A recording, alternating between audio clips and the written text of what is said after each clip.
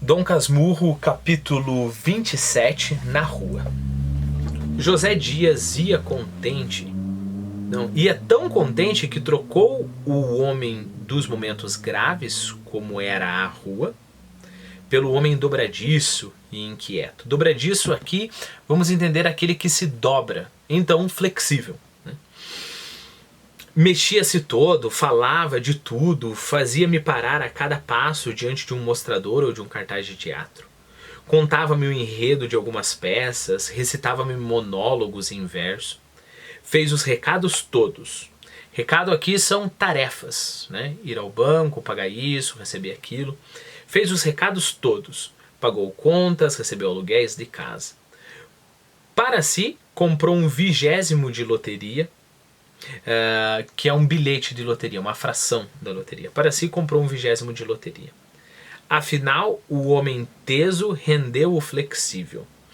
Teso é duro, o José Dias teso, duro, acabou gerando o homem dobradiço, flexível. Uma curiosidade, lembre-se que a palavra tesão, que é uma palavra que a gente olha, é uma palavra tabu, né?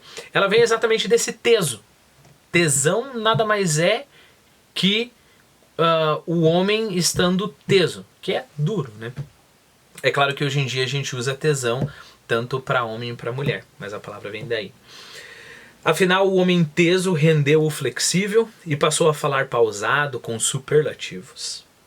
Não vi que a mudança era natural. Temi que houvesse mudado a resolução assentada e entrei a tratá-lo com palavras e gestos carinhosos até entrarmos no ônibus. Bom, mais uma digressão que eu anotei aqui para esse capítulo super curtinho, 2 minutos nem isso. Segundo a minha nota, as palavras carregam significados morais e filosóficos. Tá, consegui recuperar o que eu queria falar aqui. A gente vai ver no próximo capítulo, no capítulo 29 e principalmente no capítulo 30, que a gente vai ter diversos termos para, por exemplo, aparatos da igreja, para tipo de roupa que a gente usa.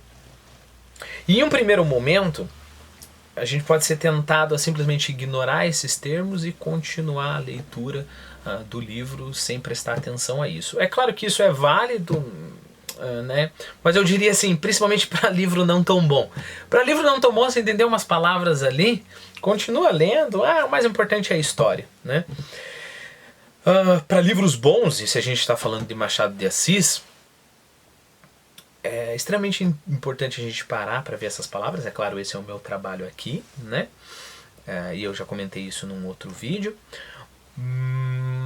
Mas por quais motivos? Vamos retomar, né? Primeiro motivo, porque se ele escreveu e usou aquelas determinadas palavras, ele queria usar aquelas determinadas palavras, ou seja, ele queria ser entendido com aqueles determinados conceitos, né? A gente, indo para esse caminho, a gente entende a arte como comunicação. A arte não é aquilo que eu leio somente. Eu olho o texto e na minha cabeça eu acho que a Capitu é um dragão e que o Bentinho na verdade está em coma e ele está na Matrix.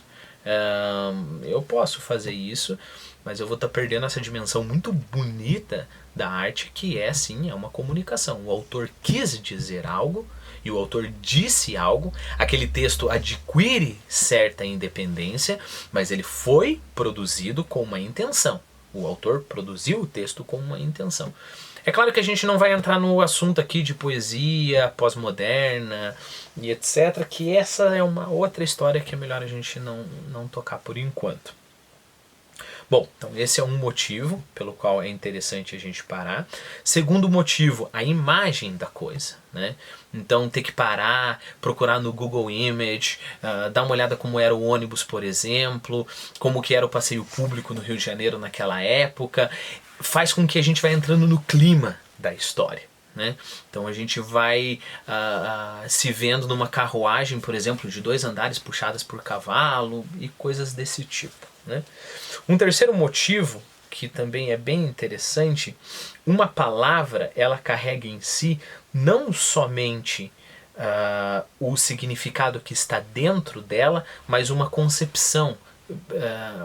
Há significado numa palavra pelo simples fato dessa palavra existir.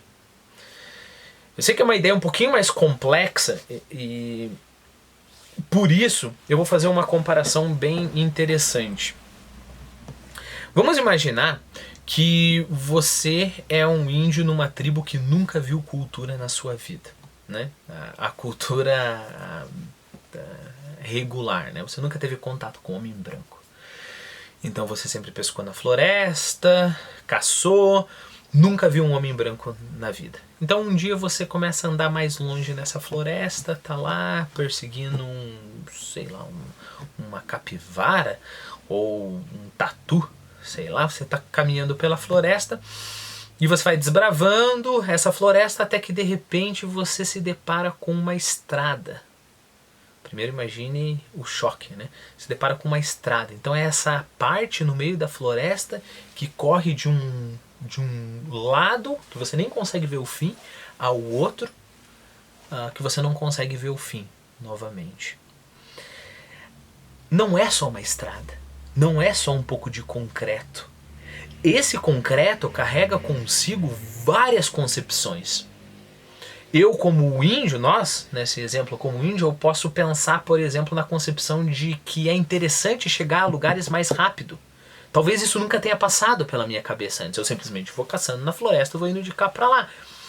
Talvez essa estrada ela me dê a concepção que eu posso impor a minha vontade à natureza, não somente estar no meio da natureza, né? Talvez essa estrada me passe a concepção de que pode haver o limpo, assim como um lago, pode haver o limpo na terra. Perceberam? Não é só uma estrada, é toda a cultura que está em volta dessa estrada, né? A gente só criou a estrada porque a gente teve a concepção de que é mais interessante chegar de um lugar até o outro de forma rápida. Assim como as palavras. As palavras elas só são criadas por conta da concepção que envolve elas. Deixando um pouquinho mais específico para o nosso Dom Casmurro, né? Se, por exemplo, para um católico tem um nome específico para aquele objeto que o padre molha e joga água benta nos fiéis, tem um outro nome específico para o tipo de pote que você coloca a hóstia, tem um outro nome específico para o tipo de veste, significa que essas coisas têm significado e importância para aquele determinado meio. Assim como para a gente, pelo menos para mim, se eu abro o computador eu vou chamar todas as partezinhas de partezinhas, né? São poucos os significados ali. Significa eu consigo ver fio e uns chips. É isso que eu consigo identificar. A partir do momento que eu começo a descobrir o nome dessas coisas, eu vou entendendo não só vocabulário, coisas que eu vou lembrar, mas, por exemplo, que determinadas coisas se relacionam com outras, determinadas coisas são mais importantes que outras, e assim por diante. Por isso que vocabulário é tão importante.